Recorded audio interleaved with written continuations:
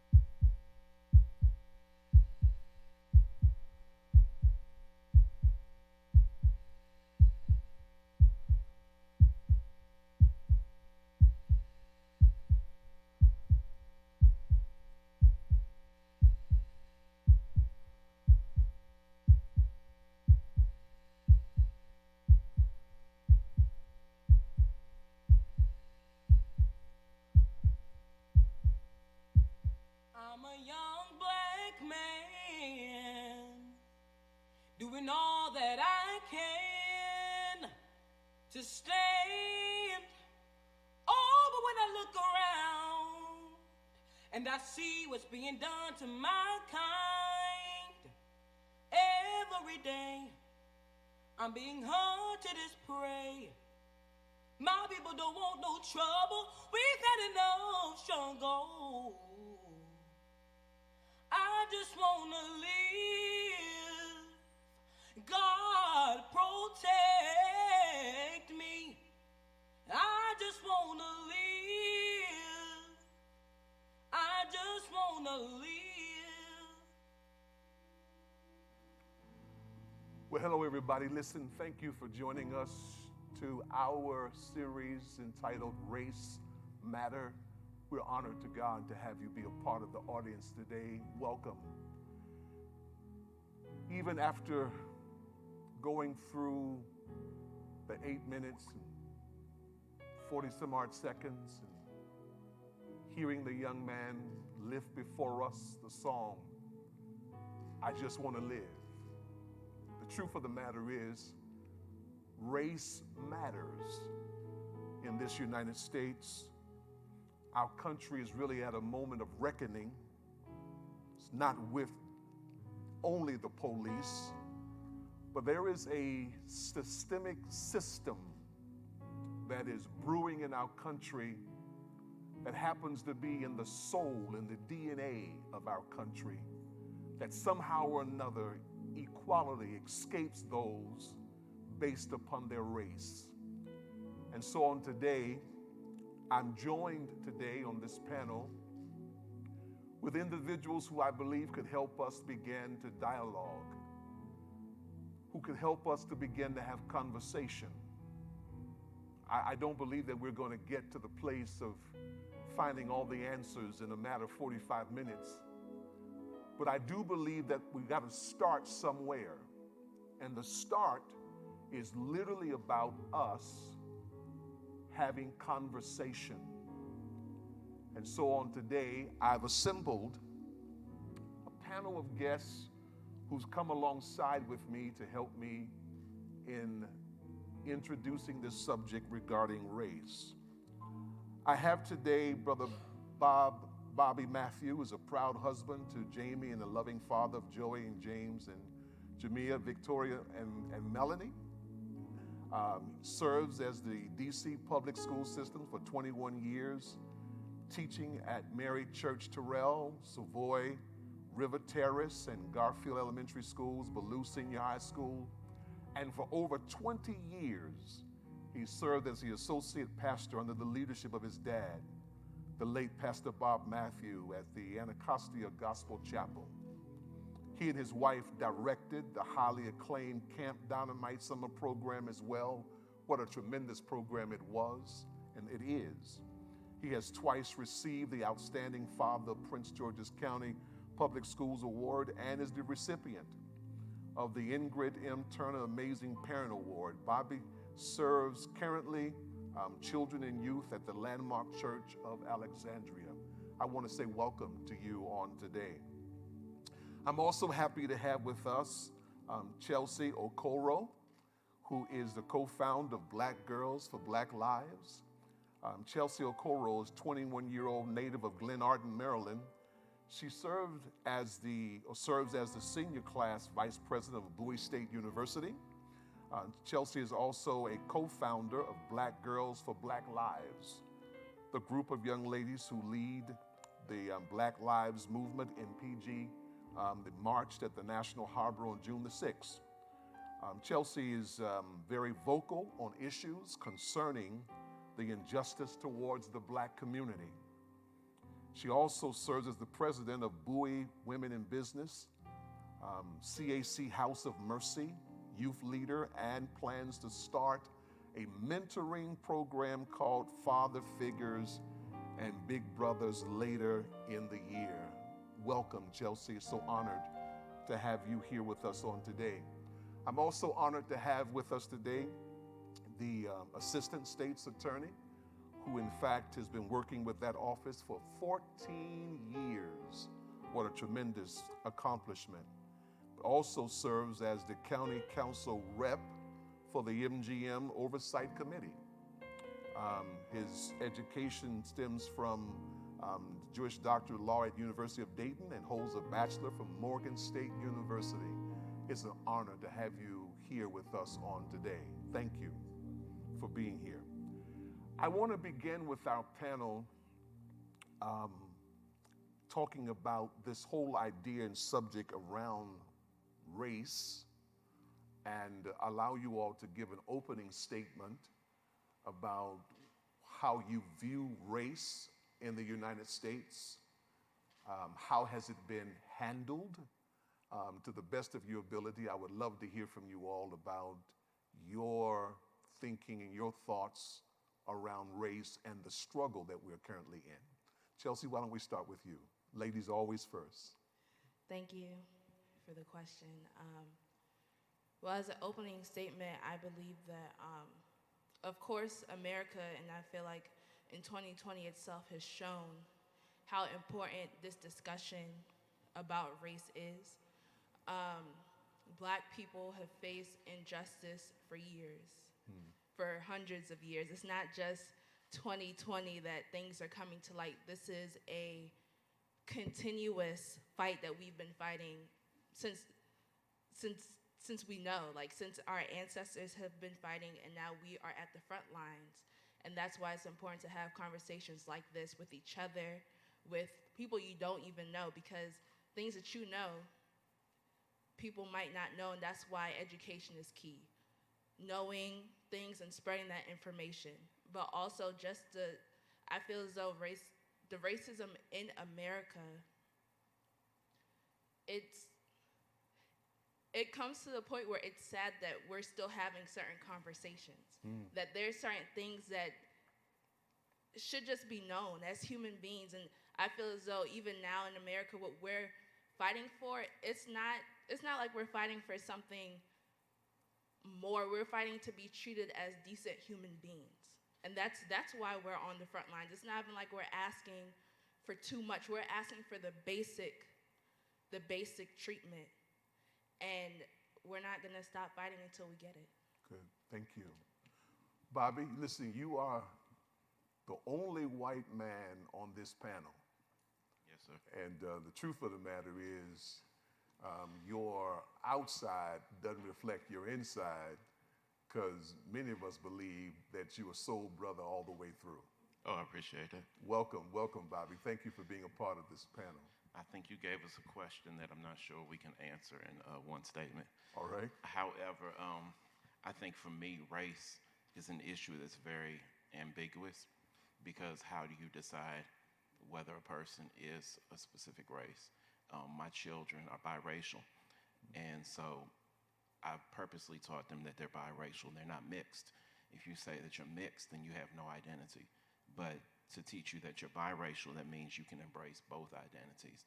And there's so many people of different ethnicities in the United States, that how do we decide just by looking whether someone is a certain race? Now, having said that, we know that racism is an issue in the United States, and I feel like racism has always been linked to power and to control.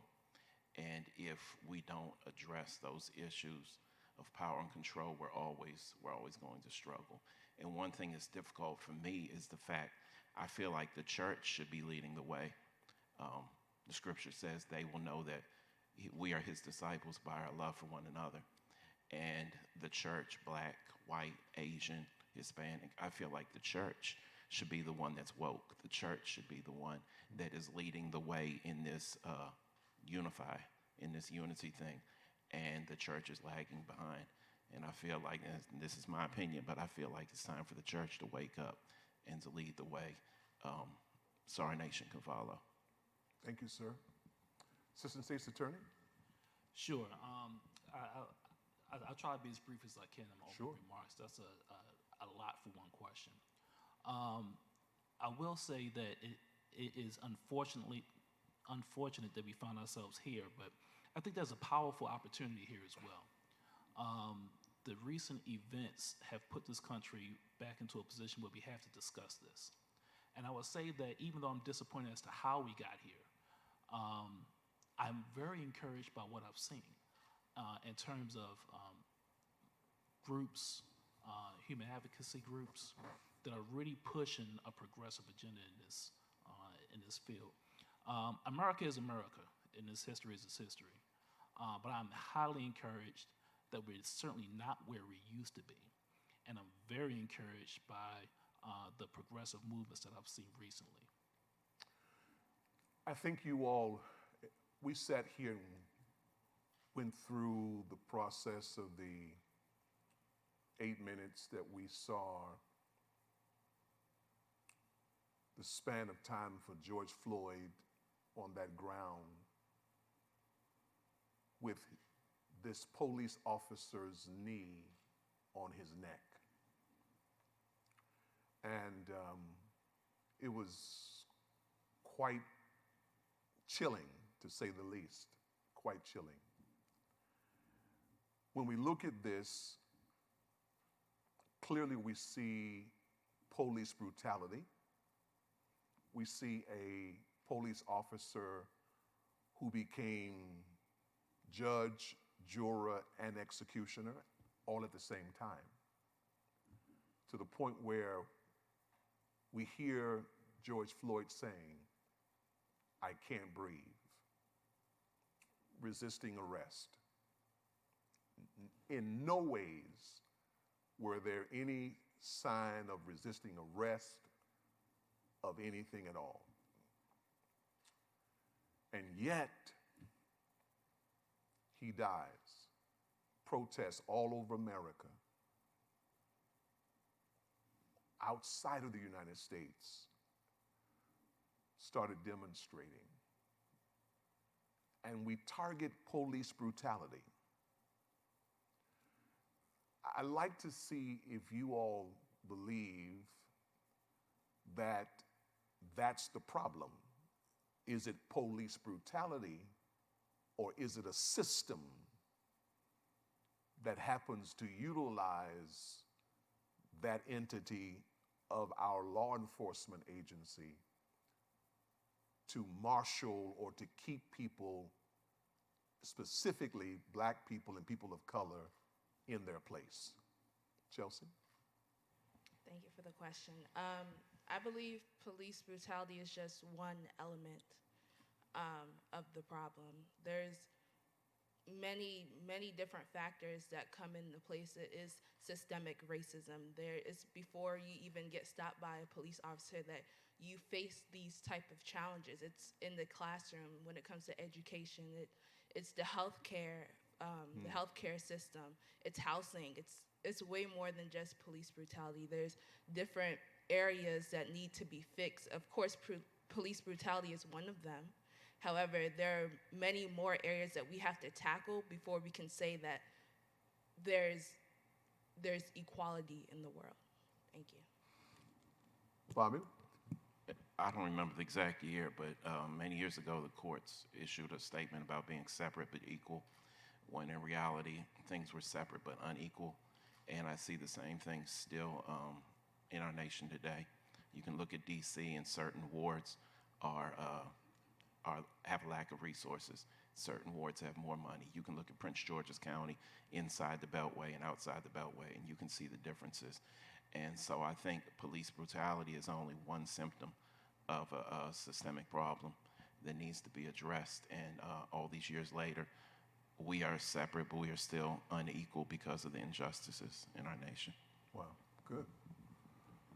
I think at the end of the day, America has a culture of racism. And we have to understand that's how America was born. You're not going to get rid of a culture quickly. It takes time, it takes effort, it takes conscious movement to get to where we actually want to be.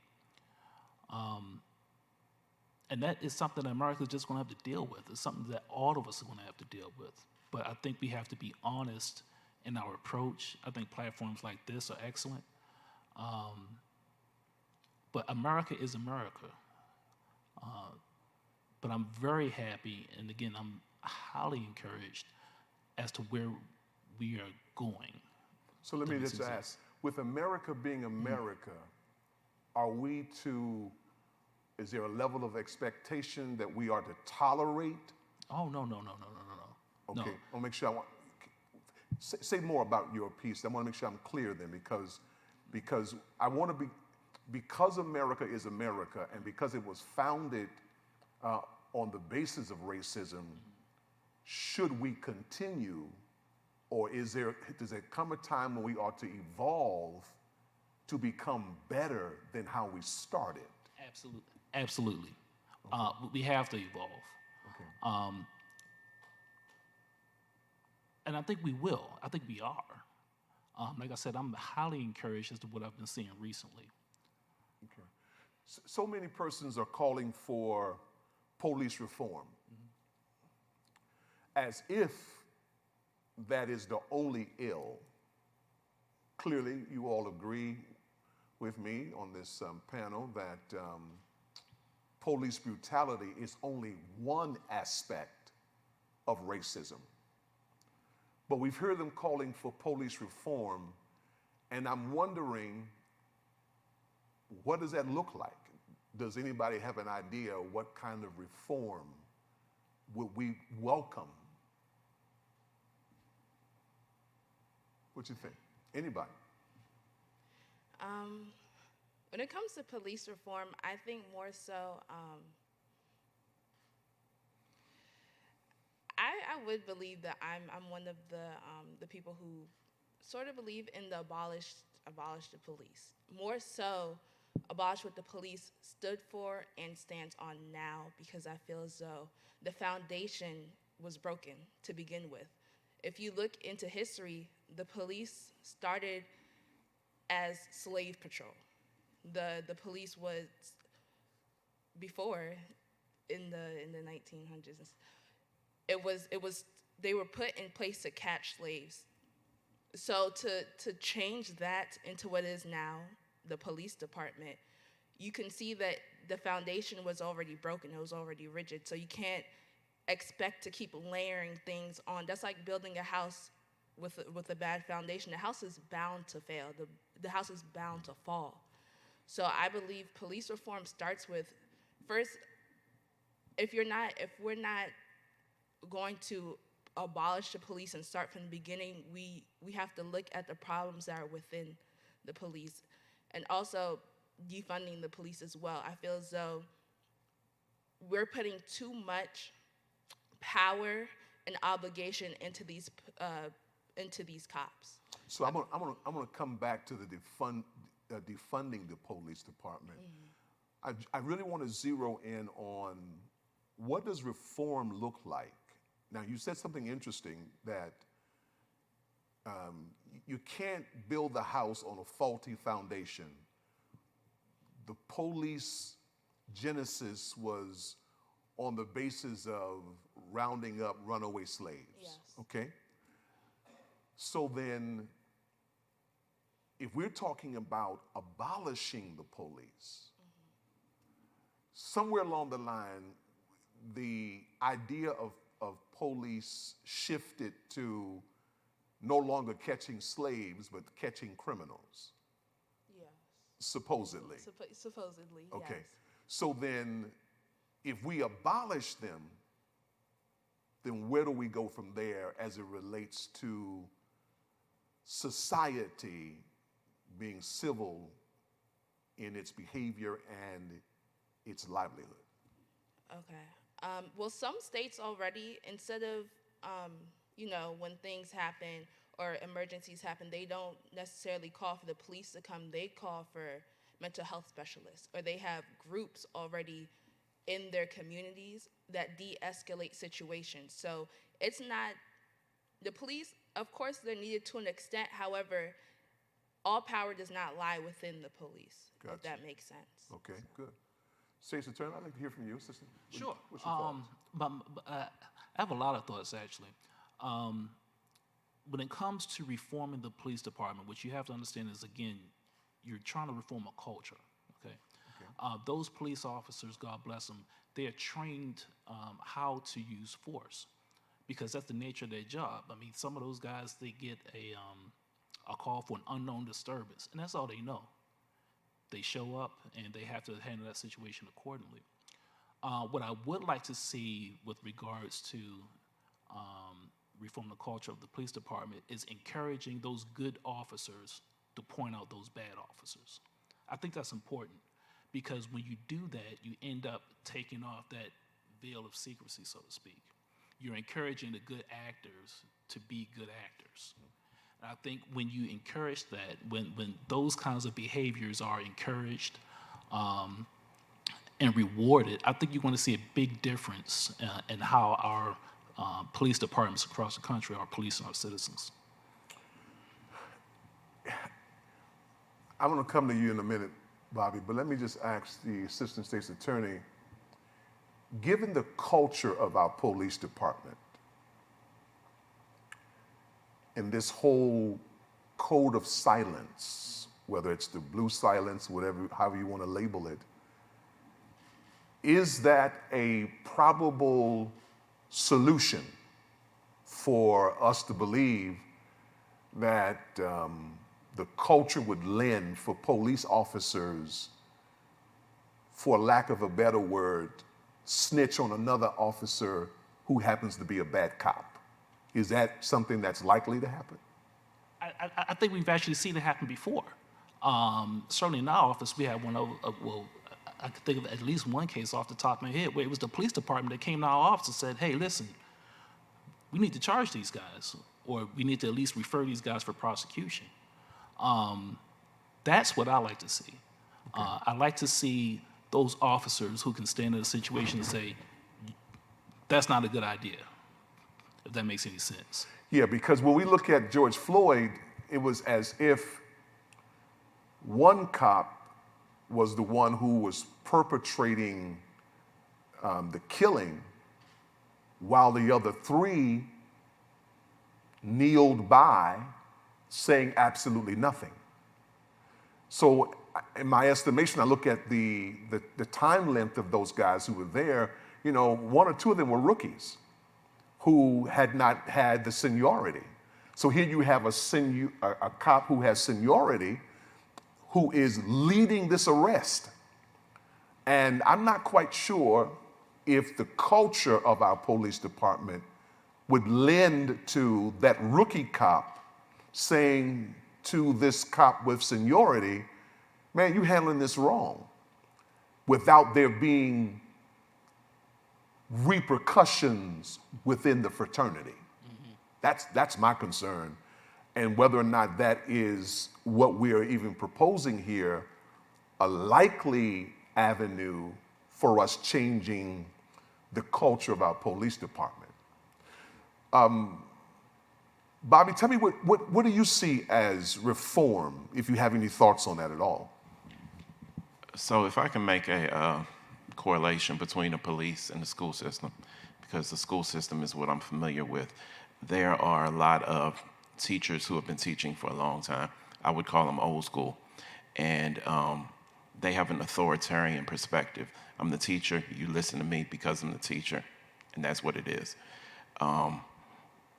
That's a certain mindset, a certain paradigm that they follow. Then you will have teachers who are, they shouldn't be in the system. As a former teacher, I can say there are people who are working there that really shouldn't be there. And then you have, besides teaching, besides instruction, you have all these other responsibilities that have been added onto educators that really aren't their responsibility. I see some correlations between that and the police department, that there may be an old school model where the police, you listen to us, and that's that. And I understand the use of force, but I also understand that society is different these days. And just like with some teachers have escalated situations that didn't need to be escalated, and then the student was the one that got blamed for it. I think it's quite possible that there's lots of situations where police have escalated a situation, but then it looks like the victim or whoever it is that they're dealing with is the one that's at fault, when in fact they could have de-escalated the situation. I'm not sure whether additional training is part of it. I'm not sure whether vetting people prior to Being hired is part of it, but I do think that police have a lot of additional responsibilities besides just policing. And I'm concerned when it comes to police reform, like you said, about confronting the culture. Is it one of those things where we just need to abolish it and start all over? Or is it something where we need to try to change a culture? I'm not sure what the answer is to that. So, Assistant State's Attorney, Brother Rashid, does the State's Attorney Office have any part in or any thoughts about reform? Do they play a role in that in all with our police department? Well, legally speaking, we don't come into a case until after it's been charged. Okay. So on a one-to-one basis, what we're doing, particularly we'll be doing like felony screening cases.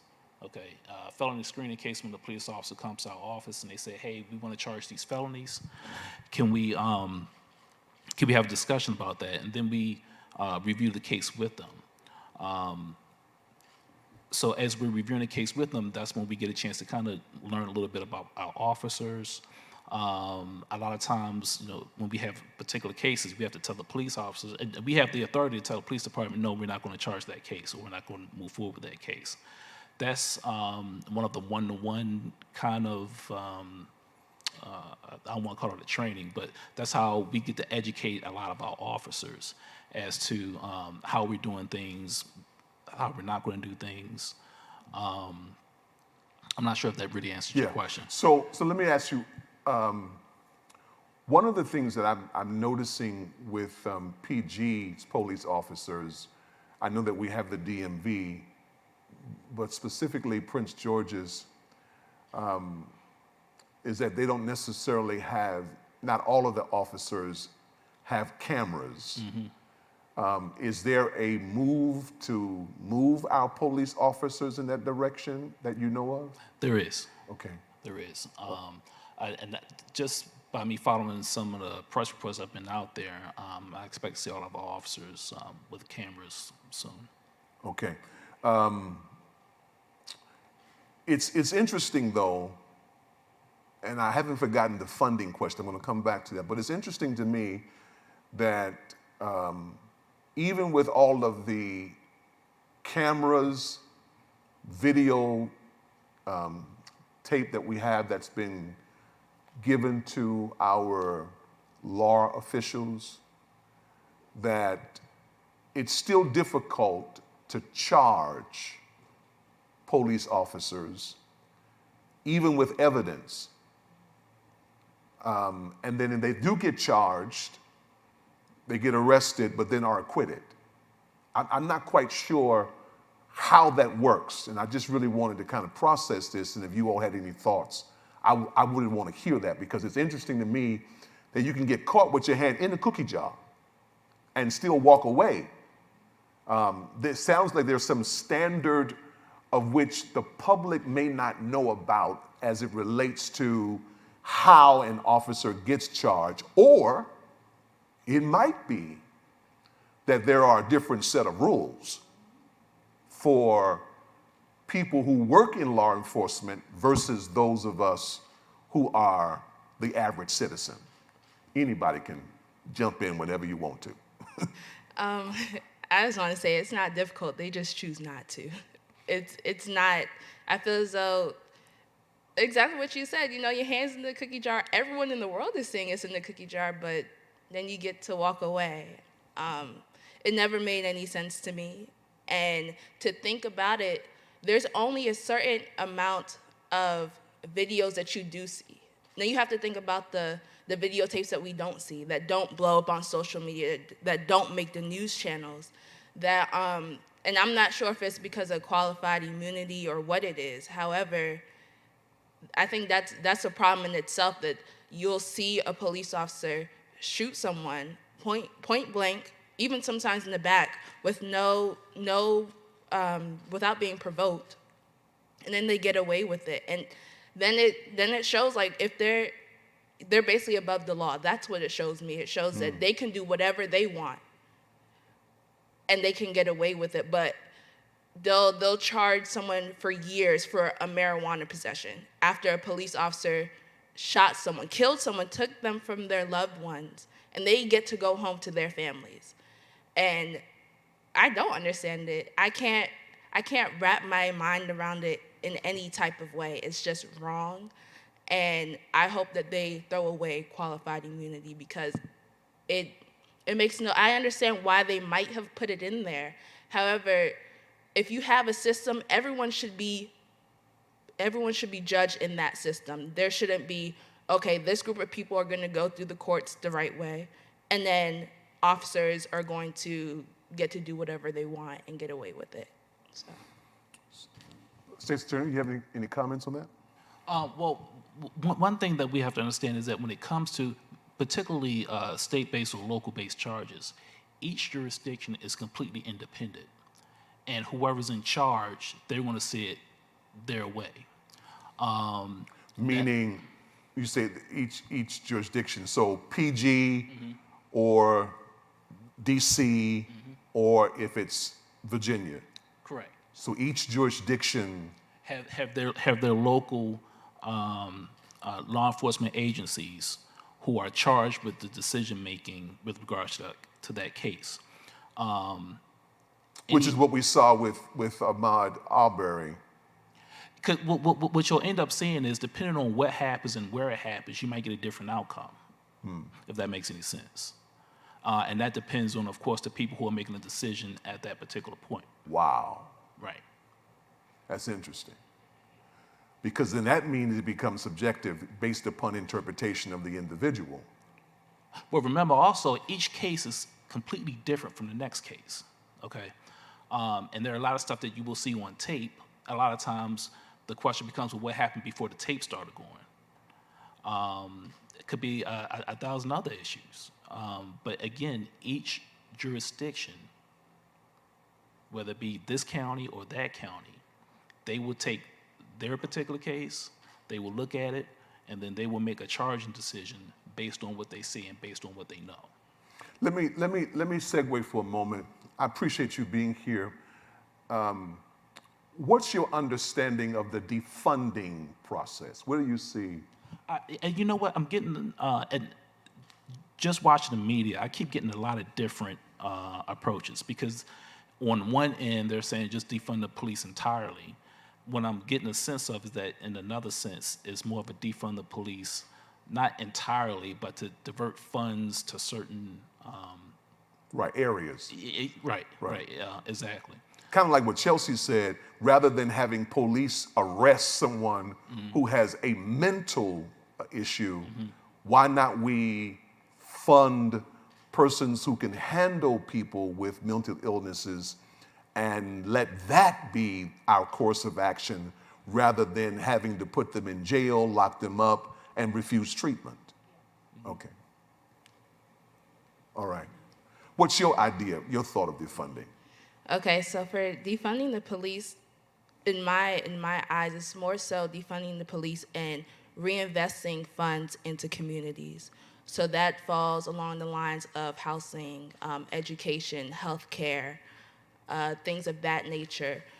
Even for schools, instead of having police officers in schools, you would put more counselors, more mental health officials in the schools, more social workers in the schools. The police, I was in a meeting with Progressive Maryland last week, and they were speaking on how the police department, on average, is given more funding than any other country's military funding, which, when you think about it, it's really crazy if you really put it into ideology. However, defunding the police is more so investing those funds into resources for the community. I feel as though, why does the police department need billions of dollars? What are they really doing with it?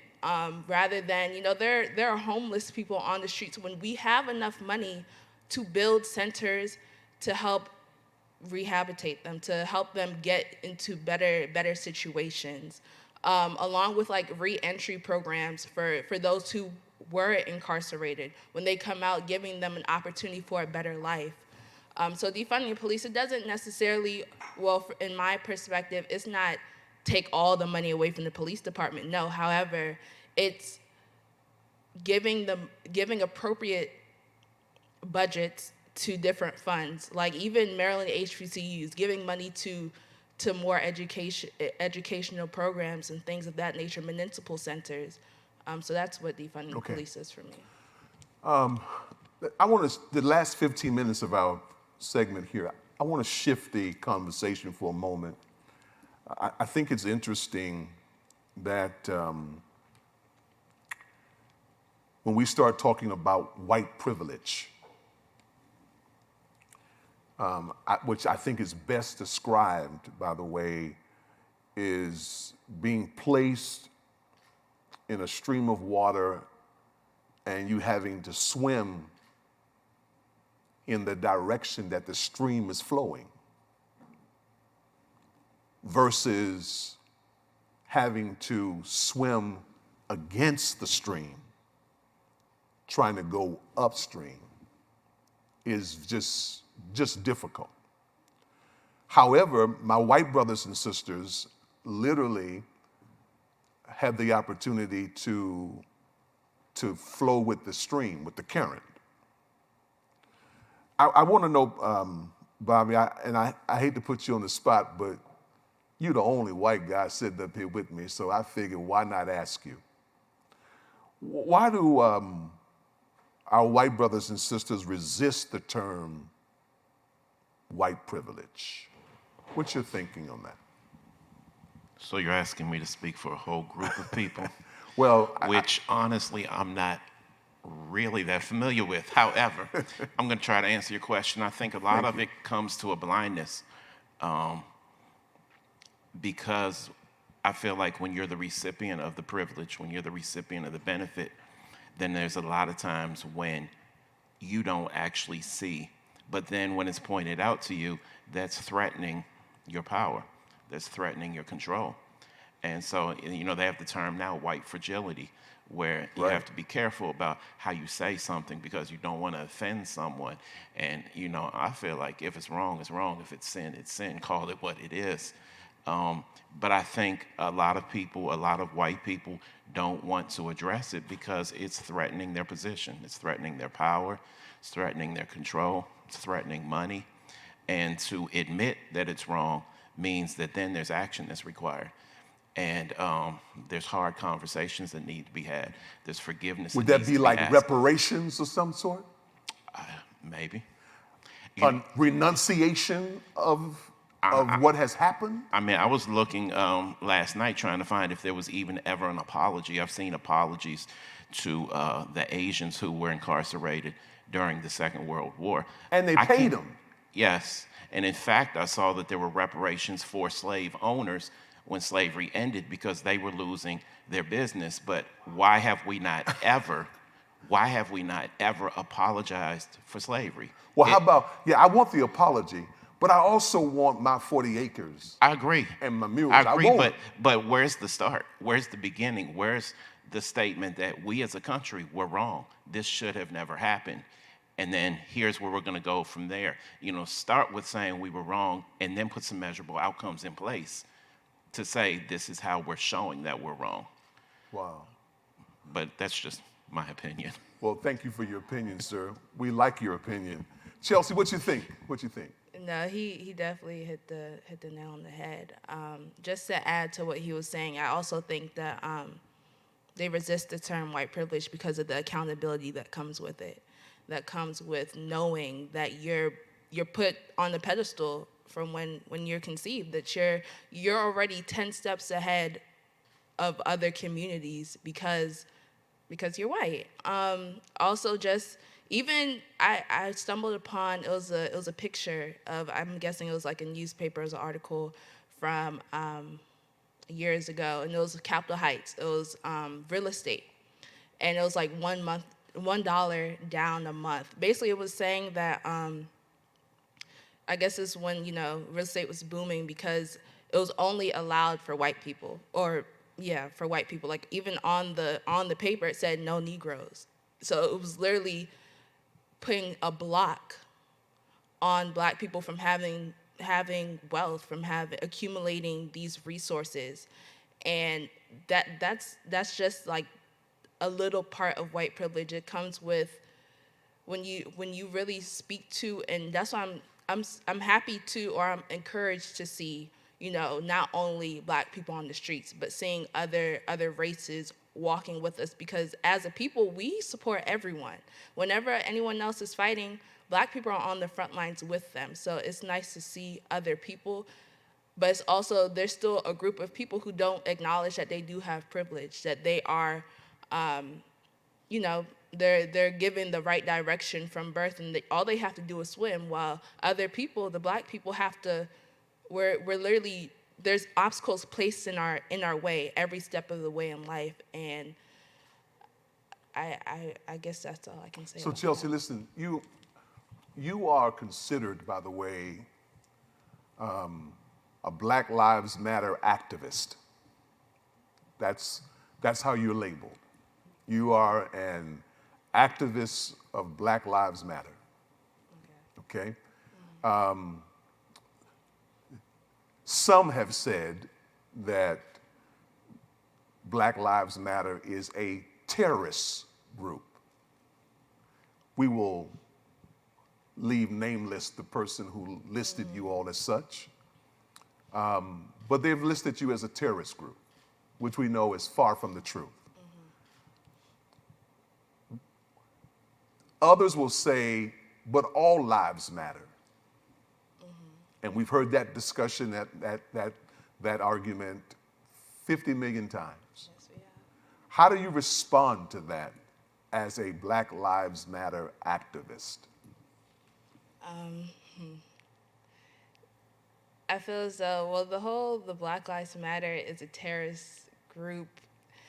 It's just a distraction. That's what I look at it as.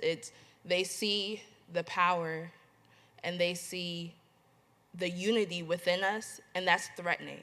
And that's where the whole it's a terrorist group comes in. Even if you pay attention to the news outlets and what they are showing, when it was looting and rioting, they were showing it 24/7 back to back.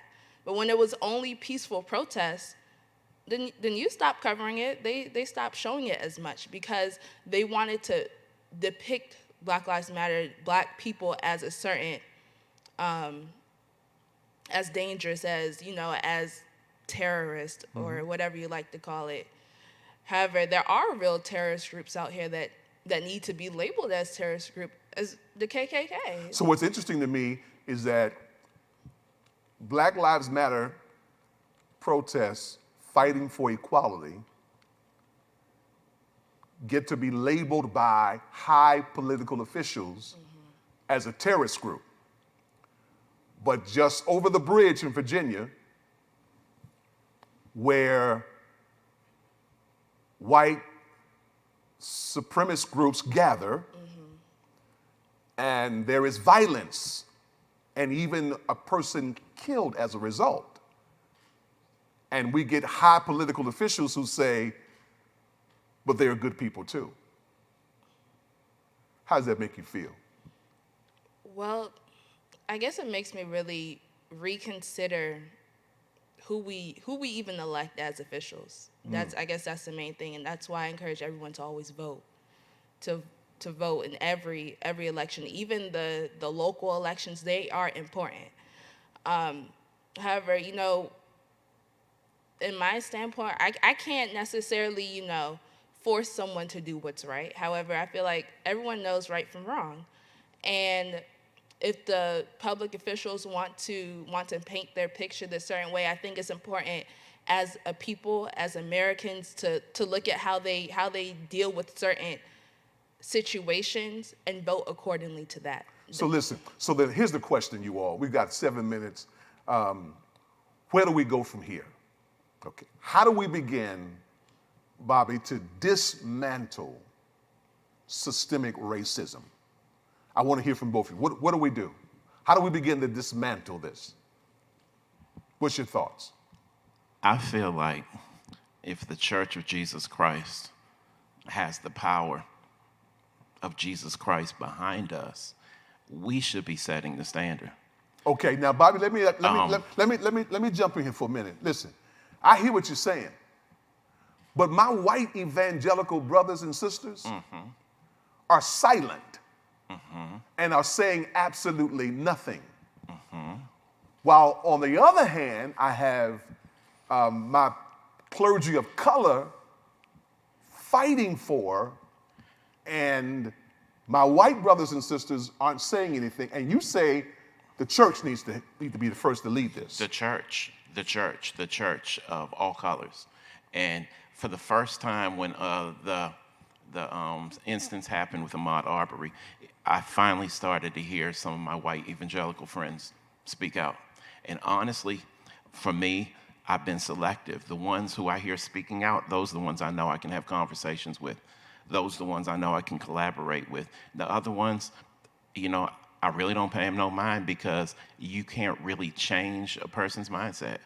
And I feel like as the church that some of these other political organizations would not have needed to be formed if we were setting the standard and we were confronting injustice, if we were confronting racism. You just pointed out, within evangelicalism, racism is alive and well. And I think that even before we start to address the national issues, we have to address the sickness in the body of Christ. We have to address it. And that's only through conversations. That's only through building relationships cross-culturally, through doing that intentionally. So if you're going to build the relationships, though, you just said to me that in your interaction, yes, that you choose to interact with those who think like you, but you choose not to interact with those who don't think like you. And Bobby, in all honesty, that's where the problem is. Because we've got to be intentional about engaging that crowd in conversation that they might start looking at our experience from our eyes and not from their perspective. And so I hear what you said. That's not exactly what I meant. Okay. To say, I do think there are some that are so far to one extreme that it's a waste of time. And maybe that's just me being cynical. Maybe that's where I grew up, in the hood, and I've seen too much for too long, and maybe I'm cynical. However, that's one thing that I've been doing since this stuff started happening again, is having these conversations with people, because it's necessary. It's necessary for people to see the racism in their denomination, in their churches, the racism that's not being addressed. And we can't address it on a national level until we get it right. Okay. Chelsea, I need you to chime in and tell me what you think we ought to start doing. You're the youngin' on this panel. I want to hear from you about how you see and believe that we ought to start dismantling racism. Okay. The start, I feel as though, that's why I like the interaction you all just had.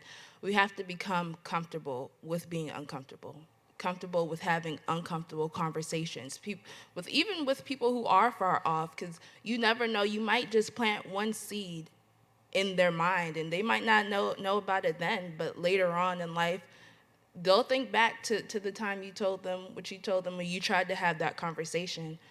And then also just through legislation, there's so many paths that can be taken within dismantling the system. And we have to focus on, I guess we could do small steps until they lead to big steps. Any progress is progress. And I guess that's my mindset for now. But I'm tired of performative acts, I will say that. However, we need to start actually taking action and taking the steps. Of course, protests are great. However, we need to start seeing the change that we're fighting for. As a people, we need to start seeing the change that we're literally every day marching on the streets for. And I guess that's where it lies. It starts with just how do I say this? I guess it lies within starting with the systems. The systems are broken. The systems aren't even broken. They were never in place for our favor. They were never for us. So the systems just need to change. I feel like that's the start. The making a system that's just and equal for all people. That's good. That's good. Here's how I end our segment today. Let me thank you all so very much. This was just rich conversation for me and for our viewers to be able to sit and begin to talk. And I think it's therapy in this process. I want to end it like this, you all. I was blown away this morning when I was awakened to the news of a mother and her son in Baltimore, my hometown, made their way to a restaurant. This happened to have been an upscale kind of restaurant because there's a certain wardrobe requirement, supposedly. And they walked in. Her son happened to be dressed in sports apparel and was told by two of the waitresses that they could not serve them because her son was dressed in sports apparel. Mom took out her phone and recorded, however, a white family that was there who had the exact same shirt on, had been seated and served, and clearly you could tell that this was blatant racism. Not being administered from the police department with police brutality, but this is now business. Just blatant racism. Now, I believe they said the manager called the mother, apologized, and said that they were going to implement sensitivity training. Now, I'm going to be honest with you all. I'm tired of sensitivity training. What I want to see happen is that when these kind of acts of blatant racism or racism, period, in any system raises its ugly head, that literally we hit them where it hurts. You all are more intelligent than me, and we already know, Bobby, that America doesn't understand anything that doesn't have dollar bills attached to it.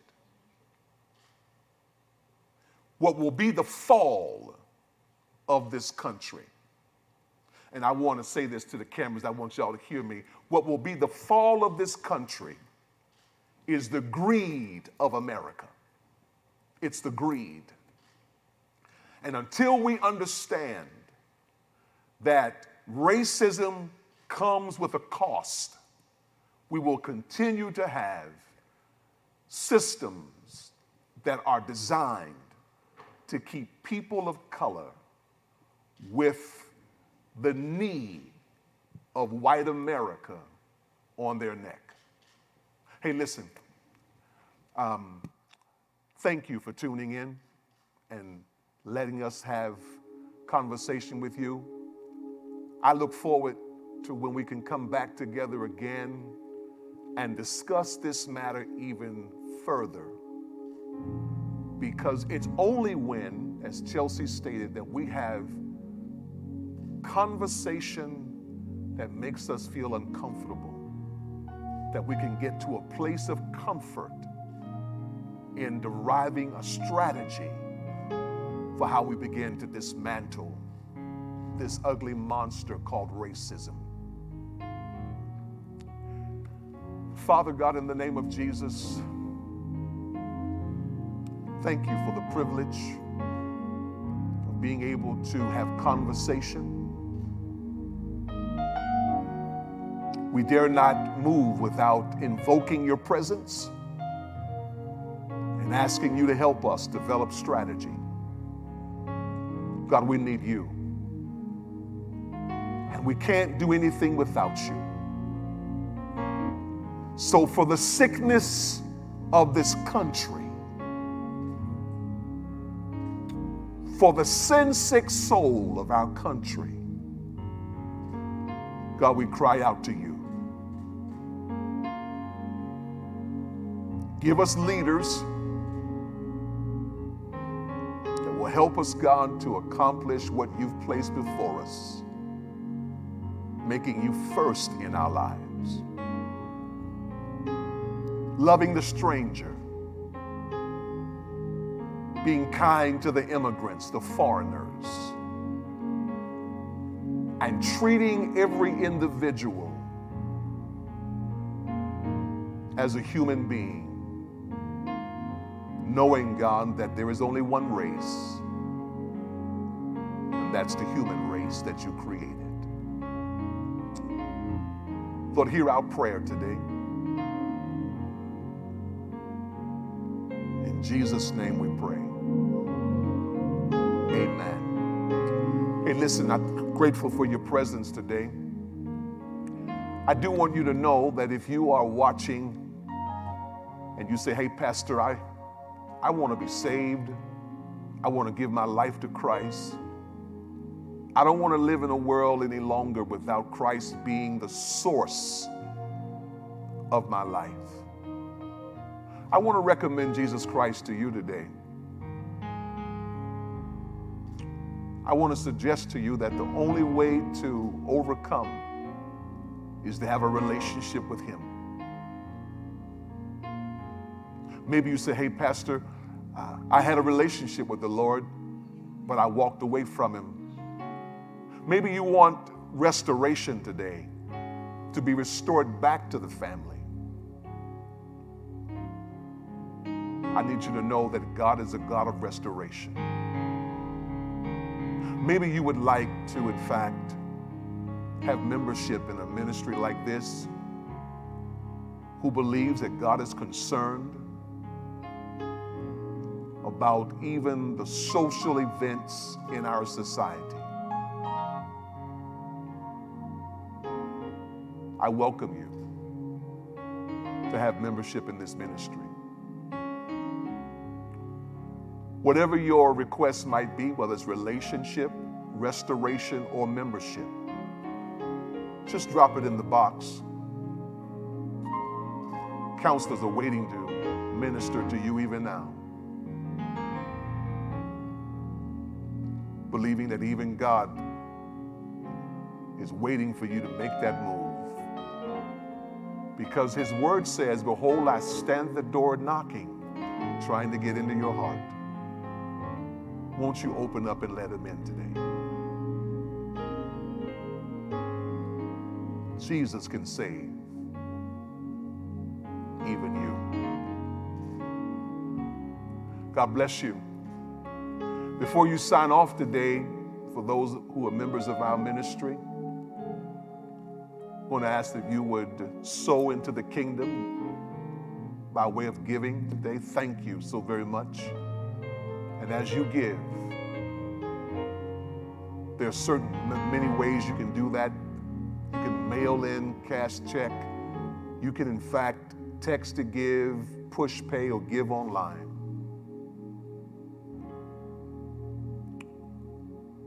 Thank you for your consistent giving and for your commitment to tithe and honor the Lord with that which he's given to you. If this has been a blessing to you and you want to see more, just send us your comments at info@Carolina Church, at info@Carolina Church, and I'm sure that we could continue this conversation further. Love to hear from you.